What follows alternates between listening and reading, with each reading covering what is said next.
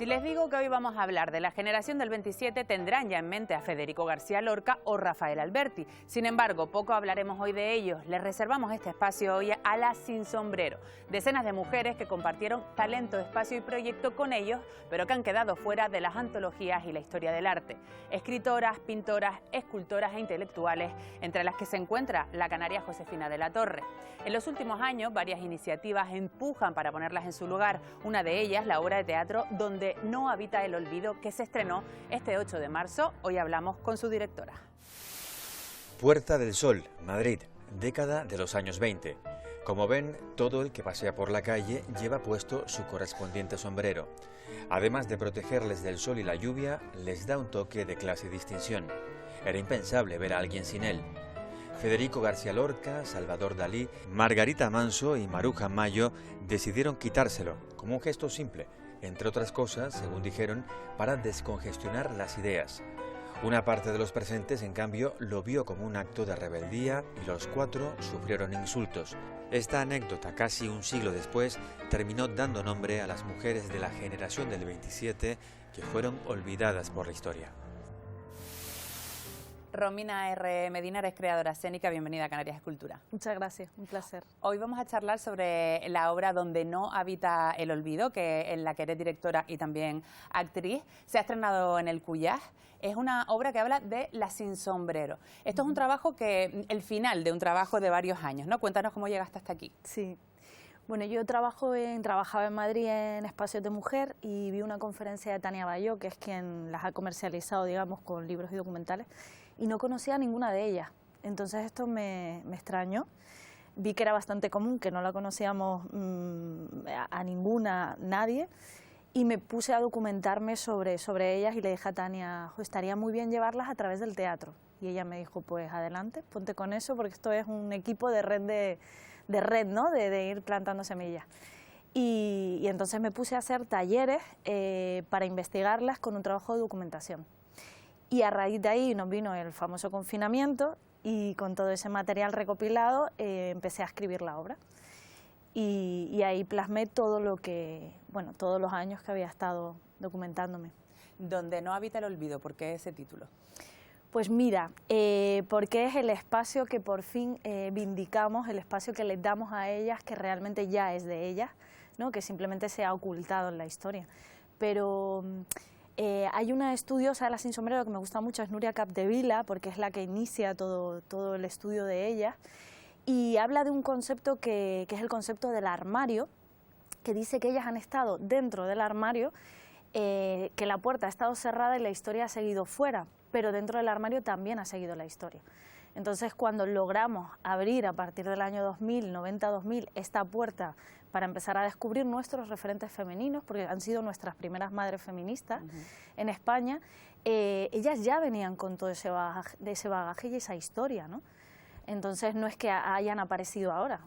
Estamos hablando además de un armario muy grande, porque estamos hablando de muchísimas mujeres. La Sin Sombrero tal vez hay algunos nombres que ya empiezan a sonar, pero hay muchos otros que siguen todavía en el ninguneo histórico y social, porque estamos hablando de una generación, años 20, años 30, en el que, bueno, pues todas las vanguardias, la revolución en muchos sentidos, y ellas estaban ahí, estaban además a la par a nombres como Federico García Lorca, Rafael Alberti, bueno, nombres que conocemos todos. Esos son la Sin Sombrero, además por una anécdota de Maruja Mayo.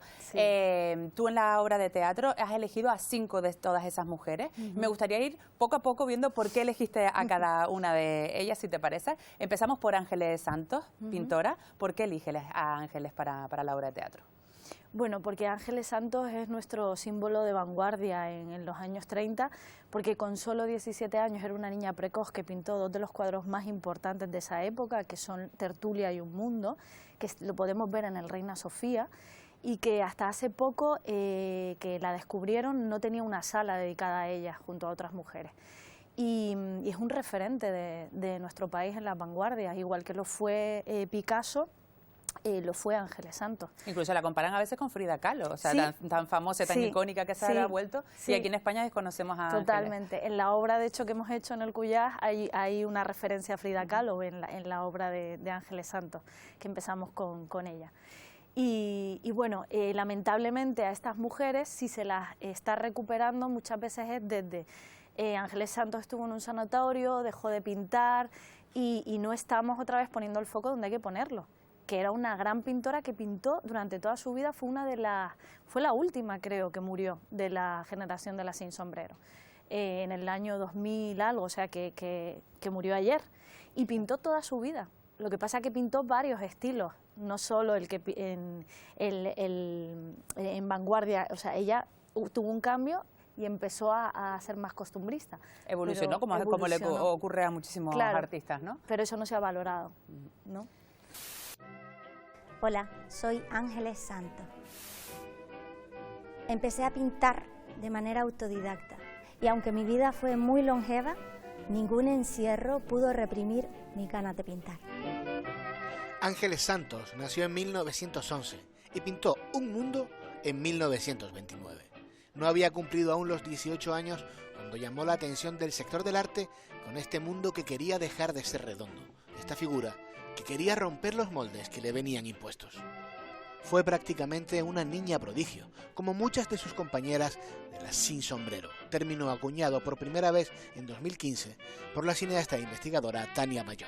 Estamos hablando de artistas con almas libres, de artistas que sueñan con la autonomía y la libertad, pero también de artistas muy jóvenes, ¿no? El choque, ¿no?, entre familias conservadoras, protectoras, las ansias de libertad, de entornos absolutamente propicios para los anhelos de autonomía, pues choca frontalmente y acaban teniendo pues episodios de crisis en la salud mental.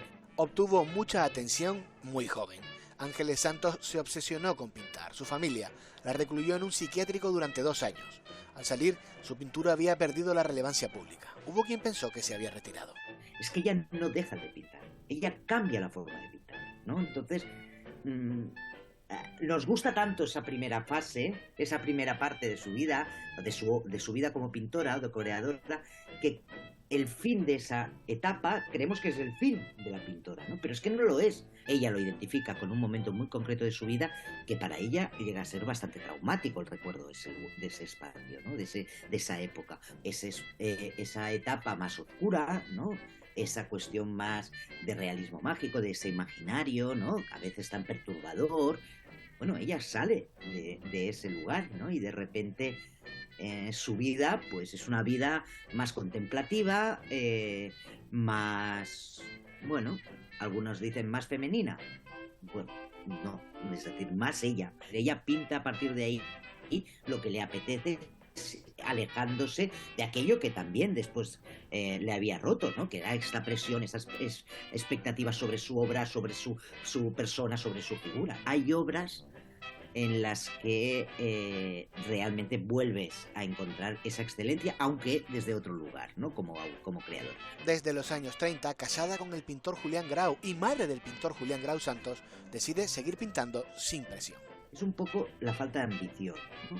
Es decir, la falta pero no de ambición por ser reconocida, ¿no?, sino ambición personal para explorar aquellas tendencias que se estaban creando a su alrededor. Yo creo que sí que hay un proceso como de clausura en sí misma y para ella la pintura pasa a ser algo muy personal, ¿no?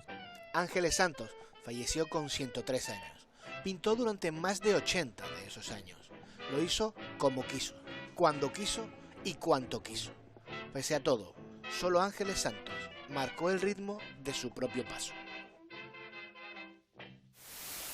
Nos venimos hasta Canarias, Josefina de la Torre, Laura de Cominges, su seudónimo.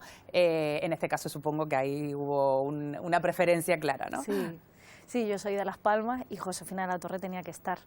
A mí me emociona mucho Josefina, no solo por ser de aquí y ella vivió en Madrid, a mí me pasa igual, ¿no? Hay una unión entre Las Palmas, la playa de las Canteras y Madrid que a mí me toca, y porque era una artista poliédrica, lo hizo todo. Fue actriz, fue poeta, fue novelista, fue guionista, es que lo hizo todo, tuvo su propia compañía y no se la conoce nada, o sea, con todo lo que hizo no se la conoce. y es un referente cultural, no solo de las islas en Canarias, sino un referente nacional. Además, Josefina tiene una característica que es que el exilio que a casi todos les tocó vivir por esa guerra civil y posterior dictadura, ella decidió quedarse, lo que también fue muy duro porque ella además escribe escribe sobre esto, sobre la despedida de todas esas personas que no sabe si va a volver a ver después de una etapa maravillosa como fue la de los años 20-30, ¿no? Sí, tiene un poema que en la obra también sale, ¿no?, al final de su escena, que se llama Mis amigos de entonces. Y ella reclama un poco dónde están, ¿no?, dónde están para reconocerlas a ellas, que estuvieron con ellos en toda esa etapa. Claro. Es que hablamos de mujeres que fueron muy conocidas popularmente también, o sea, que salían en las revistas, que les hacían entrevistas, que estaban expuestas en el Círculo de Bellas Artes. O sea, Josefina de la Torre, publicaba y era leída. Es una de las pocas mujeres que Gerardo Diego la incluye en la antología de poetas españoles. Pero ¿tú crees que ellas en aquel momento eran conscientes de que iban a ser olvidadas, de que no lo sabían? No, porque ellas de lo que eran conscientes eran de que formaban parte de esa generación y que eran artistas reconocidas. Ellas sabían lo que estaban haciendo. Ángeles Santos sabía que estaba pintando un cuadro que era fuera de serie. Josefina de la Torre venía de una familia relacionada con la cultura y se preocupaban por dejar legado. Esto la estudiosa Alicia Mederos, que es experta en Josefina de la Torre aquí en Las Palmas, ella habla de eso. Josefina quería dejar legado de lo que estaba haciendo. Soy Josefina de la Torre Millares. Nací en Las Palmas de Gran Canaria en 1907 y fui todo lo que soñé. Cantante, actriz, poeta, guionista.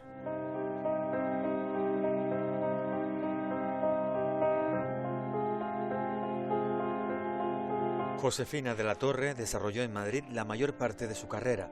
A pesar de destacar en todas estas facetas, en el último tercio del siglo XX fue cayendo en el olvido. En los años 90 se produjo un redescubrimiento de su figura.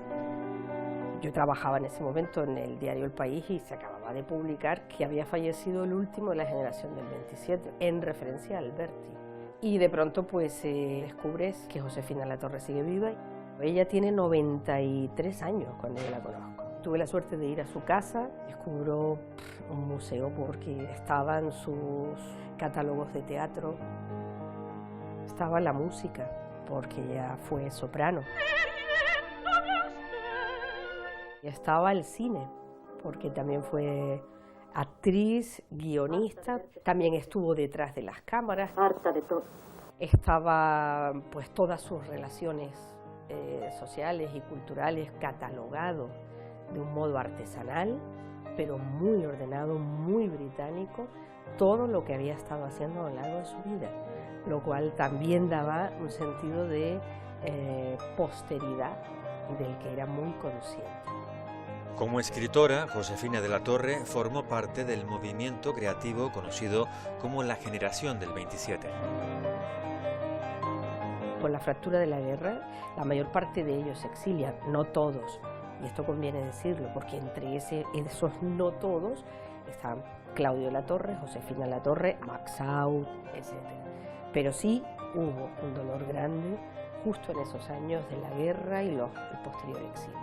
Hay unos versos suyos que dicen: ignoro en qué ciudad y si llegará el día en que vuelva a sentirme descubierta. Está diciendo, me siento olvidada, cubierta de ceniza, borrada por lo innombrable, en referencia a la guerra. Ese fue su dolor. Lucía Sánchez Saornil, poeta y activista, ¿qué te llevó hasta ella? Pues mira, todo empezó con Lucía. Esto empezó en el Teatro del Barrio en Madrid y me la dio a conocer allí Alberto San Juan. Me dijo: ¿conoces a Lucía Sánchez? Una poeta perteneciente al ultraísmo en la vanguardia española, anarcosindicalista, feminista y que vivió su lesbianismo abiertamente en aquella época, y es una de las grandes olvidadas dentro de las olvidadas precisamente por todo esto.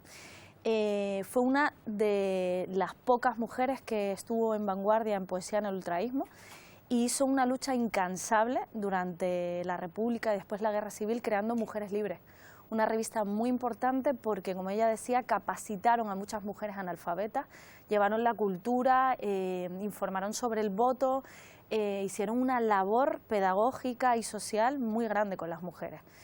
Cuando llega la guerra es otra de las mujeres que es obligada a quedarse aquí, era de familia pobre, no puede huir, y no se supo nada más de ella en vida, sobrevivió y murió en el anonimato más atroz. Se está recuperando ahora su figura y tiene un gran legado poético, no tanto, porque solo se conoce una obra de ella, una obra publicada solo por ella, pero vamos, la labor política, social. Soy Lucía Sánchez Saornil. Nací en 1895. Me he dedicado a 1000 profesiones, pero mi lucha por la igualdad y por el anarquismo ha sido mi vida. Lucía Sánchez Saornil tuvo muchas vidas. La vida de la escritora, la poeta ultraísta que publica gran parte de su producción bajo el nombre de Luciano de Saint-Saor. Siendo muy joven, es una poeta que se codea con la vanguardia de la literatura del momento, siendo ella la única mujer del movimiento ultraísta. Destaca, pues digamos, lo habitual dentro del movimiento ultraísta, ¿no? Es la idea de romper con la idea convencional de un poema, hacerlo muy visual. Ella juega con las mayúsculas, juega incluso con la composición del texto. Ella va también a dejar aflorar ese homoerotismo, ¿no? Que tiene hacia otras mujeres. La vida de proletaria no procedía de una familia acomodada y trabajó desde muy joven, fue telefonista y muy pronto conoció la lucha obrera. La vida de la anarcosindicalista, la defensora de los derechos de las mujeres que afirmaba, proclamaba, antes mujer que madre, publicaba artículos en la prensa libertaria y fue cofundadora de Mujeres Libres, organización que promulgaba la liberación de la mujer obrera y donde surgió una revista anónima que llegó a publicar 13 números en plena guerra civil. A partir de 1930, cuando ella está, digamos, introduciéndose en el movimiento libertario, ella sí que hace como un parón en esa producción poética, incluso anterior, intelectual anterior, y de cierta manera intenta alejarse de eso, ¿no? Y es verdad que su principal, digamos, producción intelectual a partir de ese momento va a ser más la producción de artículos, ¿no? En 1939, la persecución franquista la obligó a irse a Francia. La Segunda Guerra Mundial la llevó a regresar clandestina a España. Se instala primero en Madrid y luego en Valencia, acompañada de su prima Mary, que en realidad era su pareja, América Barroso.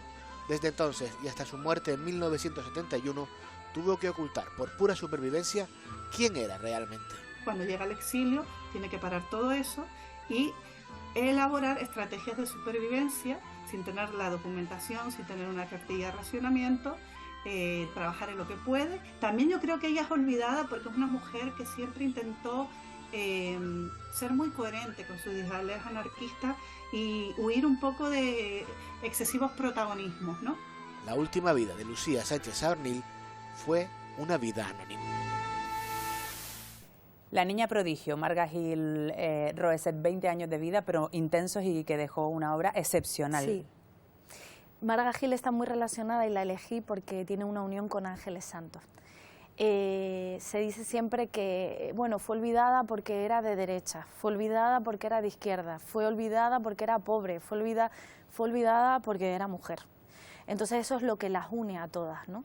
Pero en el caso de Marga Gil, una niña prodigio, al igual que Ángeles Santos, con tan solo 12 años, ilustra los cuentos de su hermana y son muy conocidas en Francia. Saint-Exupéry, el autor del Principito, le calca los dibujos del Principito. Y luego ella, con solo 16 años, hace unas esculturas tremendas con granito, con piedra, que muchos no hacían en esa época. Llega a ser muy conocida, expone en toda su obra en Madrid, sale en La Esfera, la revista más importante de la época, y artísticamente es que tenía una técnica envidiable. Desgraciadamente ella decide quitarse la vida muy joven y como Ángeles Santos siempre se la conoce, si se la conoce, por eso. Entonces hemos hecho un esfuerzo en esta obra por conocerla a ella en relación a su legado artístico. Soy Marga Gil Roeset, ilustradora y escultora. Desde muy pequeñita empecé ilustrando los libros de mi hermana y a los 15 años empecé en el arte de la escultura. Marga Gil nace en Madrid en 1908. Fue ilustradora, escultora y poetisa. Crece en un ambiente muy culto y su madre, tanto a ella como a su hermana, las instruye en todas las artes. Su talento fue muy precoz y con tan solo 7 años ya dominaba el dibujo y la composición. En 1920 ilustra un cuento escrito por su hermana, El Niño de Oro, que según muchos críticos pudieron influir al escritor e ilustrador Antoine de Saint-Exupéry en su obra El Principito. Una niña se enfrentaba con 12 años a un estilo de ilustración que algunos llevan buscando toda la vida, y de esa manera, tan clara, tan segura de lo que estaba haciendo y tan buena. Pero ya no solo la ilustración, sino también la escultura, esas formas de cómo trataba esos volúmenes, sobre todo tenía un gusto por la composición.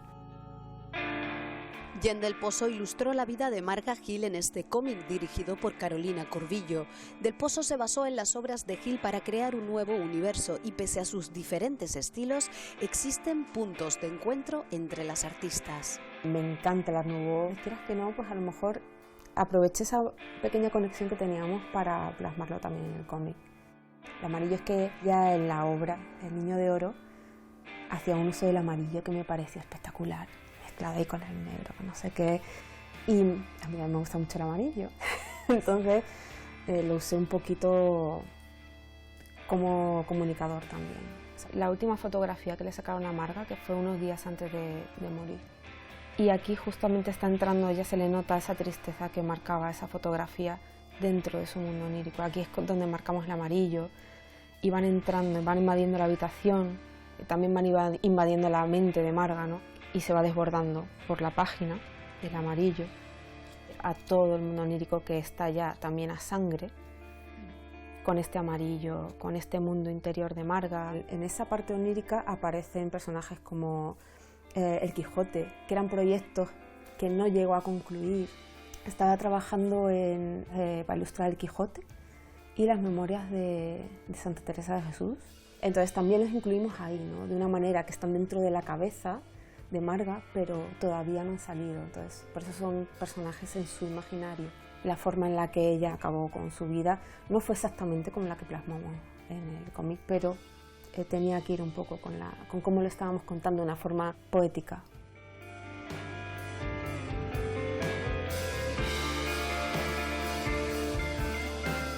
Y por último, en esta hora, Maruja Mayo. Bueno, Maruja Mayo es la diosa. es para mí nuestra pintora del siglo XX de vanguardia. Dalí está a la altura de Maruja Mayo. Lo que pasa es que Salvador Dalí, un gran artista, lo conocemos, y a Maruja Mayo no. Maruja Mayo es muy conocida fuera de este país. Fue amiga de Almodóvar, amiga de Madonna, amigo de Pollock. Todos le compraron un cuadro, incluido Breton, en los años 30. Y todo su arte está expandido por Latinoamérica y por Europa. Desgraciadamente aquí seguimos teniendo muy pocos cuadros en el Reina Sofía, y tuvo una vida intensa y llena de una producción artística que no paró y pasó por todas las etapas. Muy rica, o sea, tenemos una pintora que es para ir a verla y conocerla. Soy Maruja Mayo, pintora gallega. Suelen enmarcarme en el marco del surrealismo, aunque mi obra abarcó mucho más. Fui reconocida en Latinoamérica y en Estados Unidos, pero no en mi país.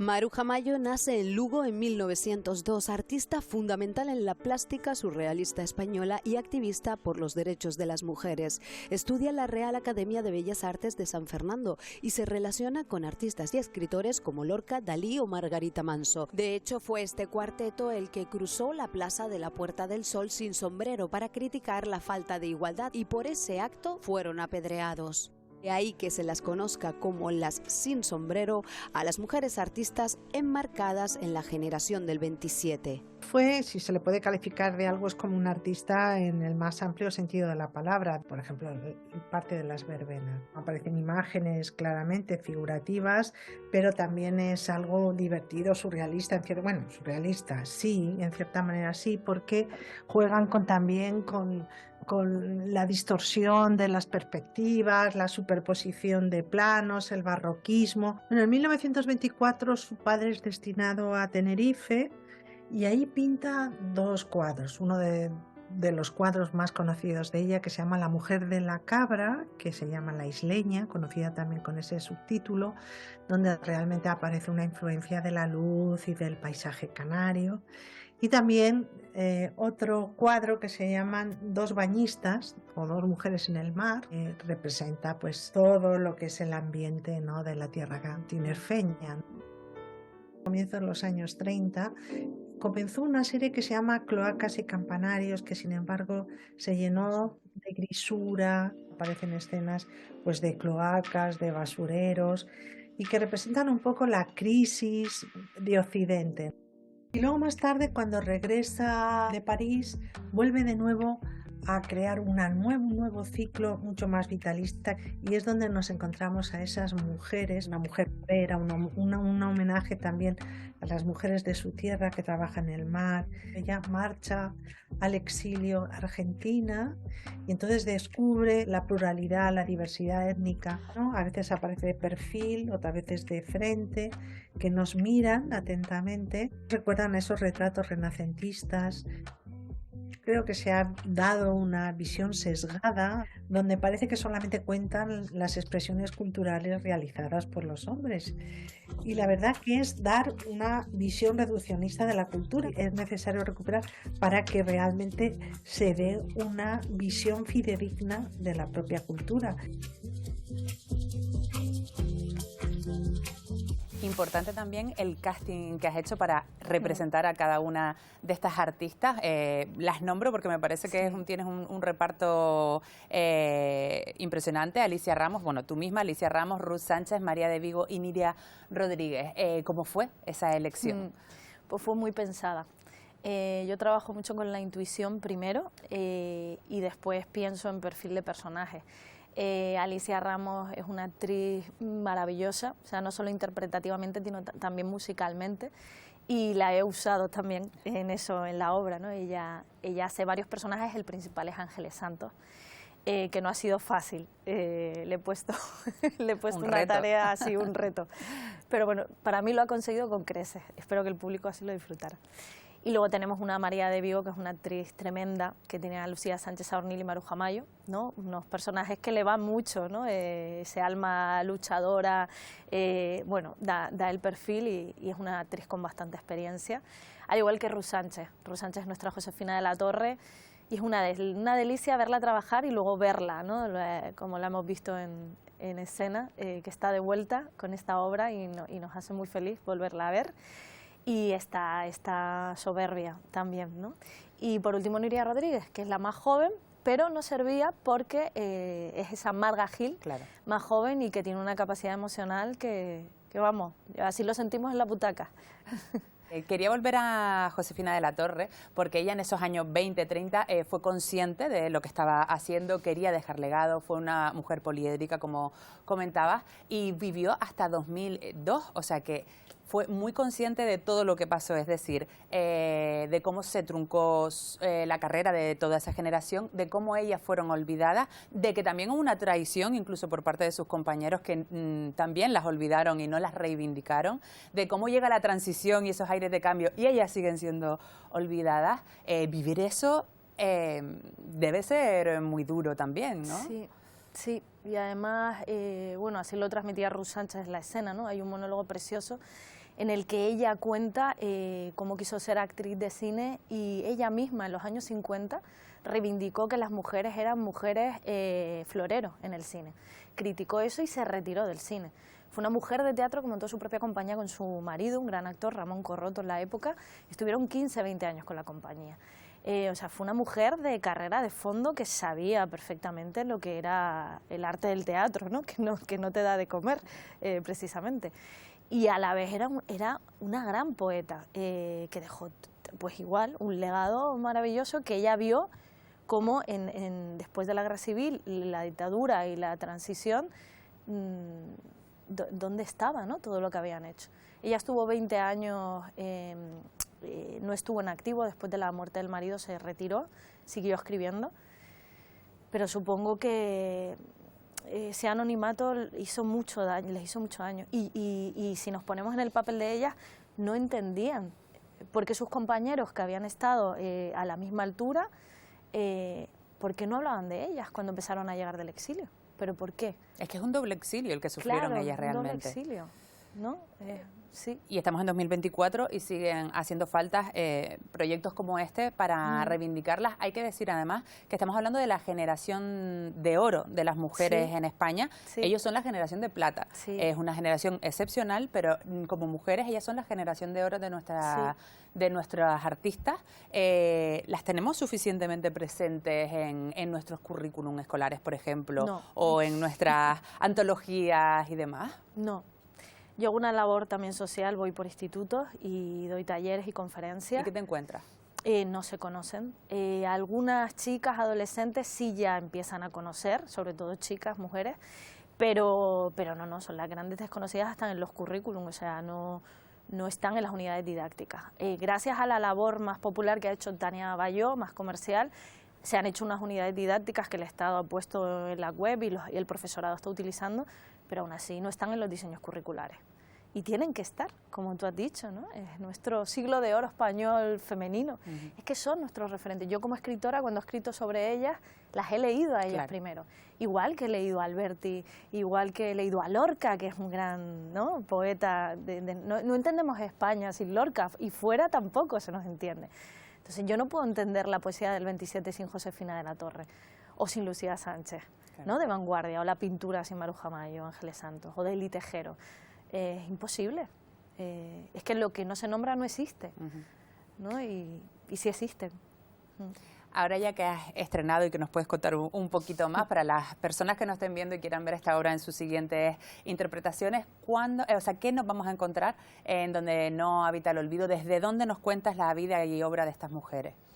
Pues mira, es una obra muy completa, yo digo que es una obra de arte total porque metemos teatro de texto, muy poético el texto. Tenemos audiovisuales en escena, con un operador de cámara en directo, hay danza, hay música hecha por La Jalada, que es un artista emergente de nuestra tierra, o sea que tenemos como diferentes elementos que se unen, ¿no? Es como una gran performance. Entonces aburrirse, creo que no se han aburrido y esperamos ir de gira por las diferentes islas para que todo el mundo la pueda disfrutar y vengan a verla, porque es una celebración. O sea, las rescatamos del olvido, donde no habita el olvido, pero celebrándolas, ¿no? Dándoles el lugar que ya tienen. Pues Romina, te deseo muchos éxitos en esta obra y en tus siguientes proyectos y muchas gracias por acompañarnos. Muchas gracias a ti y a ustedes. Placer.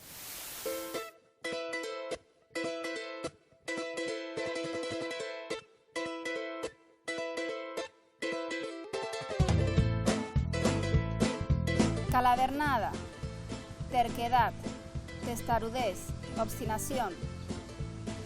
Gracias a las calavernadas de las investigadoras, hoy podemos conocer el papel de las sin sombrero.